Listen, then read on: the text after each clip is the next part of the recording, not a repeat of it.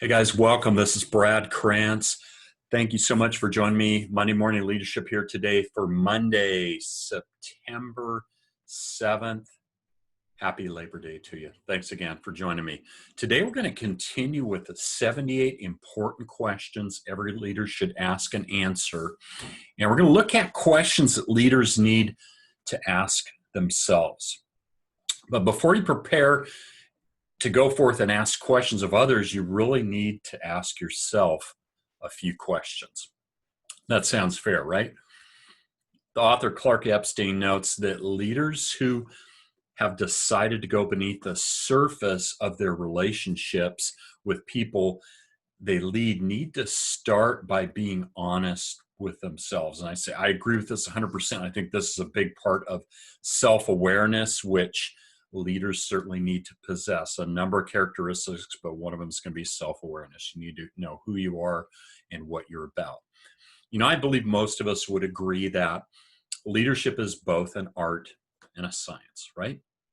Unfortunately, and all too so, most companies or organizations that promote people into, quote, leadership positions teach neither.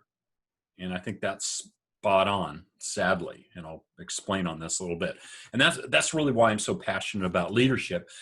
Most people in, quote, leadership positions have no skill or formal training to even be a leader. And moreover, they know little about leadership, what it takes to be a leader or how to deal with effectively with people. We call it soft skills, people skills. Okay. Do you see the potential for problems with this approach? I certainly do, and it frustrated me for years.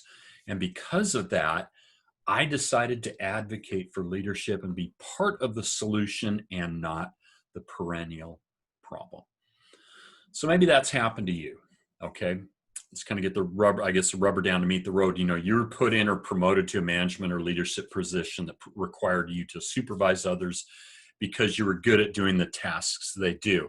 I'm going to pause here and say when I was in the insurance industry, I won't name the company, but typically the top producers got promoted to district manager. Well, guess what? They fell into the same thing here because they were good at doing tasks, selling insurance, and being high producers.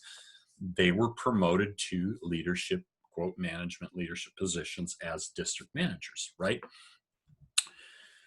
And I observed that many of those, some of them made it, a lot of them didn't. And I'd say that may be great for you, but you end up learning leadership by trial and error, finding yourself doing and saying things that your boss did and said to you.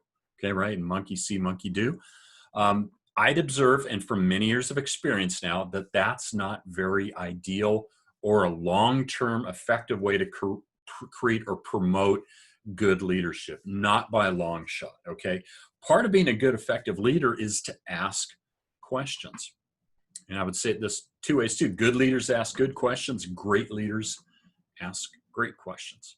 Part of the purpose of this segment is a personal reflection and the answering of questions yourself. And we'll get to that at the end, but I'm going to pose some questions in the meantime. Malcom Forbes wisely said that one who never asks either knows everything or nothing. So let's start. The question number one, what does leadership mean? Well, believe it or not, there isn't a right or wrong answer to this question.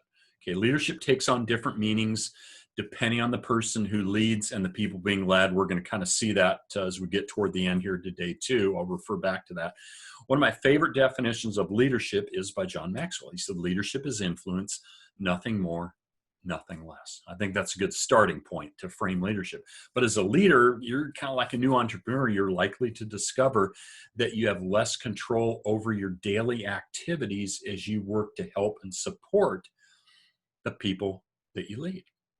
And the trap many a new leader falls into is often the inability to see that their work has fundamentally changed. And I'll make this observation again, is especially true is if they have no formal training, again, what leadership truly is or how it differs significantly from management. Next week, I'll talk into some of the characteristics of servant leadership. as we address our next question. But no one has really explained that their primary responsibility is shifted from doing, and I'd say telling people what to do, to helping others. Really, this is kind of the role of servant leadership. And again, I'll talk about that next week. And so if you don't know what to do, how can you do or expect anything different? How can you expect great results? So here's a suggestion to help you answer our question: what does leadership mean? A little bit of personal homework here. Identify the best leader that you know and invite them to either, let's say, a coffee or lunch or maybe a Zoom meeting. Okay, we can do those now. Ask them to describe their view of leadership and how they developed it. Okay. And I'm going to insert here, I want to segue real quick into some practical examples here. How to become a great leader, 15 entrepreneurs weigh in. I'm not going to give all their examples, but as I stated before, leadership kind of means different things to different people. Okay. And understanding what makes someone a leader can depend on their profession and their leadership style. And that's why defining such a simple phrase can be such a complicated task, can it? So from Business News Daily, they asked some business leaders to define leadership and tell us what makes a good leader, right? Hearing from people that are actually do it. So I'd say, here's some examples from actual leaders, people that are leading big organizations. So let's look at what they say about it. Leadership is accomplishing things that reach beyond solitary abilities by acting and getting others to act with a maturity that surpasses limited self-interest. That's from John Baker, president of Ready Thinking. It's an organizational leader development firm. To paraphrase Dwight D. Eisenhower, leadership is the art of getting others to do things you want done and feel good about it. Now, I would go so far as to say the goal is to get the person to embrace the mission and own it. And that's from Dan Hamby. He's a former Army major and teacher at Harrisburg University. A leader isn't limited to those with positional authority. Leadership instead is defined alternatively as someone who influences others to achieve a common goal. This would represent the work and contributions of anyone who serves in this capacity. That's from Barbara Steele. She's the Senior VP of Leadership Effectiveness at Zenger Folkman, and she's author of a book as well. Then we have a leader comes up with new ideas for his or her business or venture, innovates further as those ideas develop, and make sure to choose the right people to get the ideas and innovations realized. Some business schools push the view that one can be an innovator or a manager, but not both. I think that's flat wrong. One has to be both an innovator and a manager to be a good leader. And that's from Dan Biederman. He's president of Biederman Redevelopment Ventures in the Bryant Park Court. Okay. Next, leadership is getting people that want to follow. That requires engaging them passionately from the heart and requires persuading people to change. Management is tactical. That's from Tom Kennedy. He's a certified management consultant and principal of the Kennedy Group Foundation.